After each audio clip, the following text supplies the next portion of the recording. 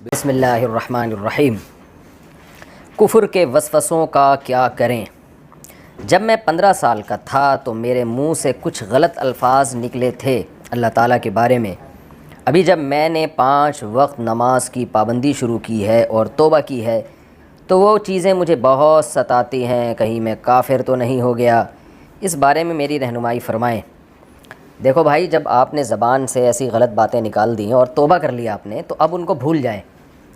علماء کہتے ہیں شیطان جو ہے نا، پہلے تو انسان سے گناہ کراتا ہے۔ ایک جرم تو یہ انسان شیطان کی بات میں آ کے گناہ کر لیتا ہے، دوسرا پھر اللہ کی رحمت بعض دفعہ ہوتی ہے اور انسان سچے دل سے توبہ کرتا ہے، تو پھر شیطان دوسرا حملہ یہ کرتا ہے کہ وہ دل میں وسوسے ڈالتا ہے کہ تیری توبہ قبول نہیں ہوئی، تاکہ انسان پریشان رہے اور عبادت میں اس کا دل نہ لگے۔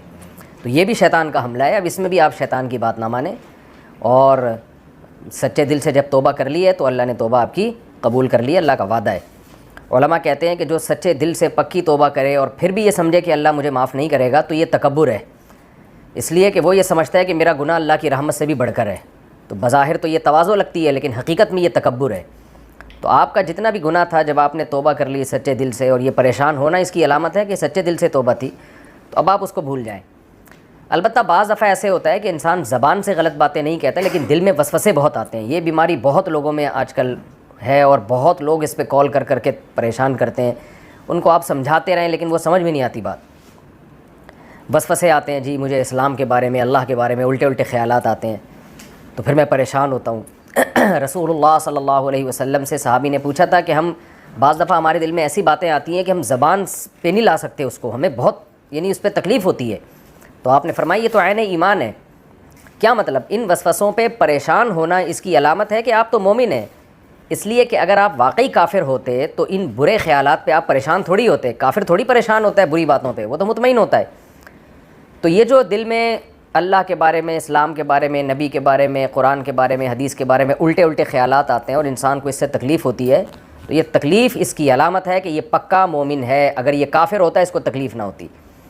تو اب ان وسوسوں کا علاج کیا ہے؟ ان کا علاج یہ ہے کہ ان کو لفٹ کرانا چھوڑ دیں، نہ کسی سے اس کے بارے میں سوال کریں، نہ کسی مولانا صاحب سے پوچھیں، نہ مفتی صاحب سے پوچھیں۔ یہ آ رہے ہیں، آنے دیں، ان کو نکالنے کی بھی کوشش نہ کریں۔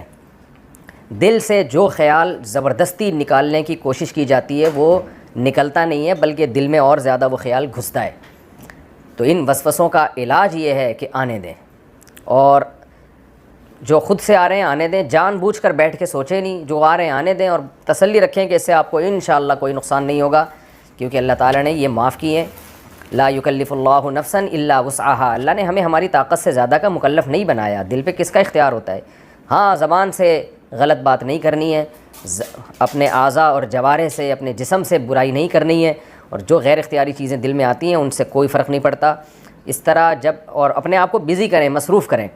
بعض لوگوں کو طلاق کے وسوسے شروع ہو جاتے ہیں، اس میں بھی ایک بہت بڑی ٹینشن ہے۔ شادی ہوئی ہے اور بس کہیں میں طلاق نہ زبان سے نکال دوں، کہیں یہ نہ ہو جائے، تو پاگل ہو جاتے ہیں سوچ سوچ کے وہ۔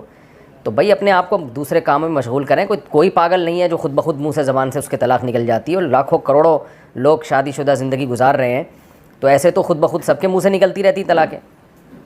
تو اس لیے کچھ بھی نہیں ہوتا، اپنے آپ کو بزی رکھنا ہے، مصروف رکھنا ہے، تاکہ یہ وسوسے خود بخود انشاءاللہ ختم ہو جائیں گے۔ اور ختم نہ بھی ہوں تو ٹینشن نہ لیں اس کی، یہی اس کا علاج ہے، اور ٹینشن نہ لینے سے ہی ختم ہوں گے، یہ ٹینشن سے ختم نہیں ہوتے۔